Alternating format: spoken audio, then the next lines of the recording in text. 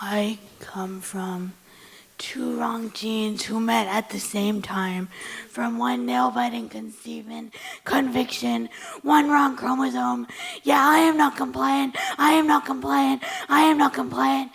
When I was 2 years old, I suffered a seizure. The surgeons put a snake under my scalp, restitched my skin back together poorly. Scriptures of black thread over and over. Why couldn't I be normal? I was supposed to be dead. Sometimes at the eighth grade end of year field trip, my eyes wouldn't stop jerking to the back of my head, and I couldn't form words. Yet I walked back to the lunchroom as if nothing had occurred. Calmly told my parents. They told the doctor. They cried out for them to please fix me, please fix me, please fix me. Sometimes I want your pity, but don't spare my grief. I learned how to walk once, no twice, 3, 4 times.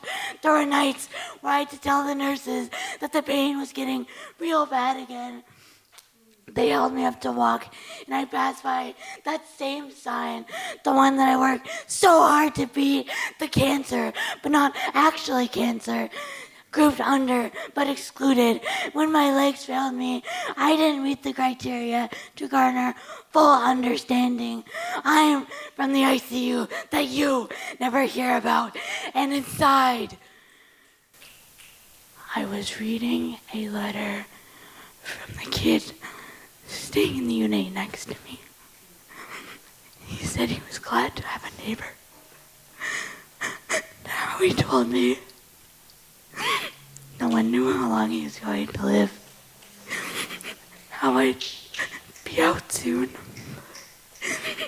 Knew the hospital as a second home, understood me without any words. Alejandro, I still think about you. But you know they're medicine for me now. And at the beginning of the week, when I walked outside for the first time, it was 7 a.m. Johanna shining above hospital walls. I remembered my little and big injuries. Here are my scars. I remember being left-handed and months of physical therapy to make me right, like 90% of the fucking population. I was pissed off. Eating tapioca with shaking hands, with IVs under the skin, laughing and giggling. When my first doc told me that I'd go deaf by 13, yeah, here I am. I'm getting my hearing aid next month, but you know how hospital delivery times suck.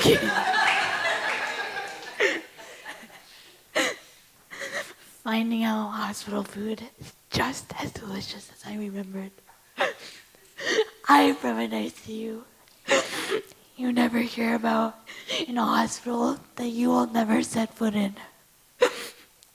And I remembered making it to the parking lot attached to a blood bag, reciting morning prayer as Johanna came up.